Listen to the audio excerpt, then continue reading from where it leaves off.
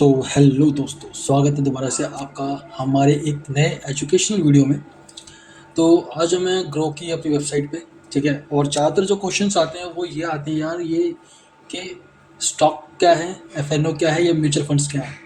तो क्योंकि मैं ज़्यादातर म्यूचुअल फंड्स को प्रमोट करता हूँ तो मैं बताऊँगा कि म्यूचुअल फंड्स क्या हैं, ठीक है। एंड इनको भी बेसिकली थोड़ा थोड़ा मैं समझा देता हूँ ताकि जो भी नया बंदा हो वो ये समझ सके कि इनमें अंतर क्या होता है, ठीक है। इसके बाद फिर डैशबोर्ड में चलेंगे।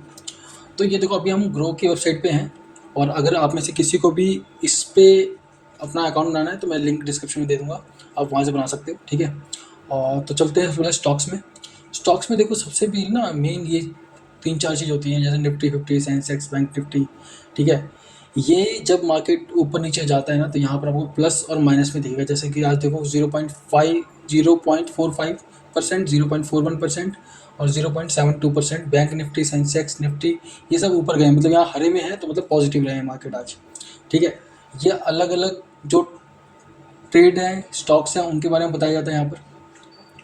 और ये न्यूज़ है इनके बारे में, ठीक है। अब बेसिकली क्या होता है स्टॉक्स में, क्या होता है कि आप पर्टिकुलर किसी स्टॉक, जैसे ये जोमेटो का स्टॉक है, हम इस पे आते हैं और हम जब कोई स्टॉक खरीदने की बात करते हैं ना तो हम इसको खरीदते हैं। यहाँ पर देखो, यहाँ पर डिलीवरी लिखा हुआ है।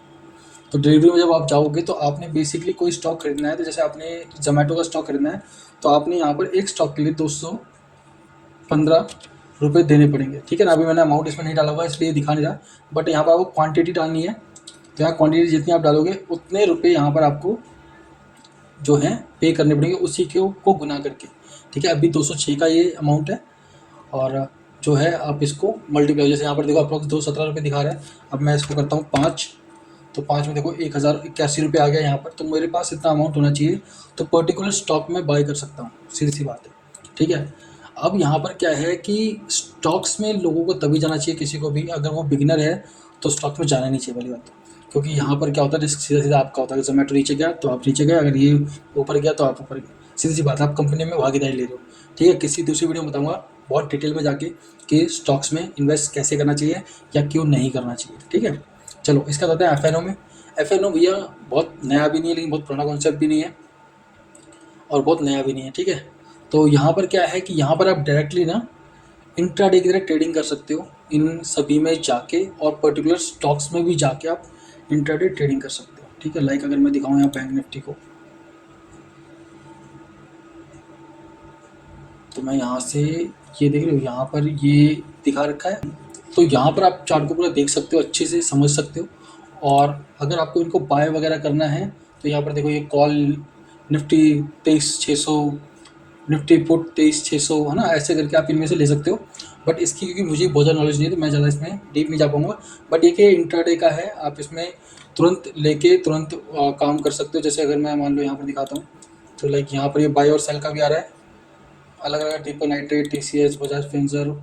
इसको जब भी आप यहाँ पर बाय या सेल करोगे तो आपको यहाँ पर डालना पड़ेगा और ये आपको इंट्राडे में जाके करना पड़ेगा। और ये सुबह 9:30 बजे से शाम को 3:30 बजे तक चलता है, ठीक है। तो इसको आप कर सकते हो। अभी इसमें कोई क्वांटिटी नहीं है तो हमें इसे हटा देते हैं, ठीक है। बेसिकली फिर हम आते हैं मेन चीज़ पे अपने म्यूचुअल फंड्स में। देखो भाई, ये और ये रिस्क की चीज़ें होती हैं, ठीक है। इसमें आप अगर आओगे तो ये रिस्क बढ़ाती हैं आपका। अगर आपको सबसे सेफ खेलना है और तरीके से पैसे गेन करने हैं तो सबसे बेस्ट होता है म्यूचुअल फंड्स, ठीक है। अब म्यूचुअल फंड्स क्या हैं? म्यूचुअल फंड्स होते हैं, ये अलग अलग कंपनियों के फंड्स होते हैं और इसमें भी 2-3 तरीके के होते हैं, मतलब लार्ज कैप, मिड कैप, है ना, स्मॉल कैप, है ना, हाई रिटर्न्स, अलग अलग तरह के होते हैं। Small cap, mid cap, large cap, है ना। तो ये हाई रिटर्न, टैक्स सेविंग, अलग तरह म्यूचुअल फंड होते हैं। बट ज़्यादातर जो म्यूचुअल फंड्स आपको मिलेंगे वो आपको जो है प्रॉफिट दिखाएंगे। जैसे अब यहाँ देखो, मेरा प्रॉफिट है 33,000 का, 380 का करंट अमाउंट है मेरे पास इस टाइम पे, ठीक है। अब यहाँ पर आप सबसे पहले ये समझ लो, जब भी आप इसमें इन्वेस्ट करते हो किसी म्यूचुअल फंड में, तो वो म्यूचुअल फंड जो है क्या करता है। जैसे आपने यहाँ पर मैंने बताया था कि भाई अगर स्टॉक में जा रहे हो आप तो स्टॉक में क्या होगा, आपने अगर आपने कोई भी म्यूचुअल फंड लिया है तो डायरेक्ट आप उस कंपनी में ही इन्वेस्ट करो, चाहे वो नीचे जाएगा चाहे वो ऊपर जाएगा, वैसे आपको फायदा नुकसान होगा। यहाँ पर ऐसा नहीं है। यहाँ पर जो भी आपका म्यूचुअल फंड होगा वहाँ पर आपको एनएवी मिलेगी उसके बदले में, जो भी करंट एनएवी चल रही होगी। जैसे इसकी करंट एनएवी अभी चल रही है 86.39, ठीक है। और नीचे अगर आप देखोगे इसे रिटर्न वगैरह देखने के बाद आप यहाँ पर आओगे तो ये दिखा रखा है कि कितने में इसने इन्वेस्ट किया हुआ है होल्डिंग्स को, है ना। 166 कंपनियों में इन्होंने इन्वेस्ट किया हुआ है, लाइक HDFC, कोल, बजाज, पावर ग्रिड। तो आप इनडायरेक्टली क्या कर रहे हो, आप स्टॉक्स में ही इन्वेस्ट कर रहे हो, लेकिन थ्रू एक क्वालिफाइड मैनेजर, एक मैनेजर के थ्रू कर रहे हो, ठीक है ना यार। समझने की बात ये है कि क्योंकि हमें मार्केट की बहुत ज़्यादा नॉलेज नहीं है, तो हम क्या कर रहे हैं, हम किसी एक्सपर्ट को ये पैसा दे रहे हैं ताकि वो जो है वो हमारे पैसे को रिटर्न में ला सके। जैसे मैं पराग पारिक में मैंने लगाया हुआ पैसा, तो यहाँ पर मेरा जो रिटर्न है इन्वेस्टमेंट 1.94 लाख है ना। और इसमें अभी दिखा रहा था जो रिटर्न है मेरा 4 साढ़े 4 का रिटर्न है, क्योंकि मार्केट जो है थोड़ा गिरा था, लगभग 5-7 महीने से गिर रहा था, तो रिटर्न थोड़ा कम हो गया, नहीं तो अच्छा खासा रिटर्न इसमें था। और दूसरा, अगर हम अब नीचे जाएंगे, जैसे यहाँ पर देखो, और यहाँ पर अगर मैं नीचे जाऊँ तो मुझे इसमें पता चल जाएगा कि ये किस में कितना पैसा डाल रखा है इसने, जैसे इक्विटी में, डेप्ट में, कैश में।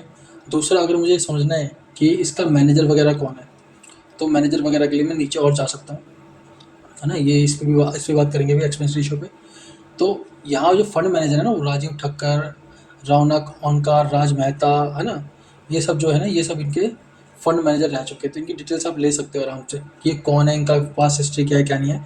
तो जब भी आप यहाँ इन्वेस्ट करते हो तो आप बहुत सेफली समझ लो, पैसा आपका कहीं जाने वाला नहीं है, आप आराम से इन्वेस्ट करके लॉन्ग टाइम के लिए छोड़ सकते हो। और इस पर अभी मैं बात करूँगा आगे किसी वीडियो में कि SIP की जाए या लमसम एक बार में डाल दिया जाए, तो उसमें कभी और बात करेंगे। तो यहाँ पर देखो, जो अगर आप कभी डाल के पैसा निकालना भी चाहते हो ना, तो ऑन द स्पॉट आप पैसा निकाल भी सकते हो, लेकिन हाँ, कुछ रूल होते हैं। हर जो भी आप म्यूचुअल फंड लेते हो ना, उनका एक्सपेंस रेशियो, एग्जिट लोड और स्टैम्प ड्यूटी, ये अलग अलग सभी में मिलेगा आपको, कुछ में ज़्यादा होगा, किस में कम होगा। तो यहाँ पर जो एक्सपेंस रेशियो है वो है 0.63 का। तो जैसे ही आप कोई म्यूचुअल फंड खरीदोगे, तो इस म्यूचुअल फंड को खरीदोगे तो आपका इतना पैसा वो काट लेंगे, ठीक है।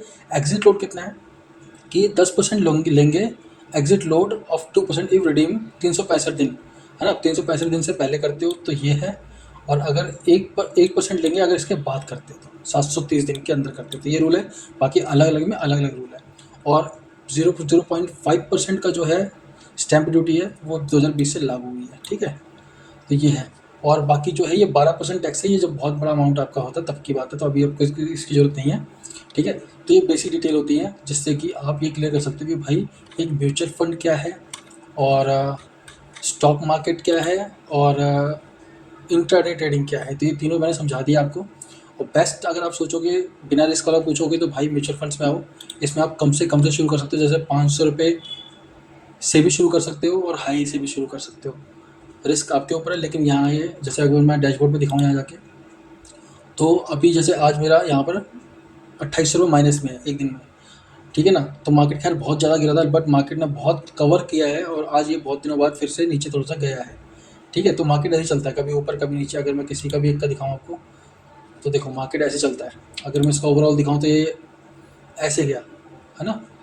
2024 में ऐसे गया, फिर सितंबर के बाद ये नीचे को आने लगा, और अभी ये दोबारा पीक पर नहीं आया। जब ये पीक पर आएगा तो इसके ऊपर चला जाएगा, ये कंफर्म है। क्योंकि स्टॉक मार्केट का जो रूल है वो यही है कि वो ऊपर ही जाता है, लेकिन सीधा ऊपर नहीं जाता है, वो ऊपर नीचे करके ऊपर जाता है। कभी कभी वो लॉन्ग टाइम में नीचे भी आता है, ताकि कुछ लोग जो डरते हैं वो यहाँ से निकल जाएँ, जो लालच के डर के चक्कर में यहाँ पर आते हैं। तो ये लॉन्ग टर्म का गेम है भाई।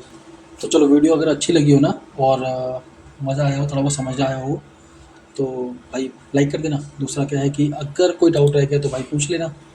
बाकी तो चैनल पे बने रहो, कोई भी डाउट हो, कोई नई वीडियो चाहिए हो तो बता देना, ठीक है जी। चलो नेक्स्ट वीडियो मिलते हैं। Thank you very much.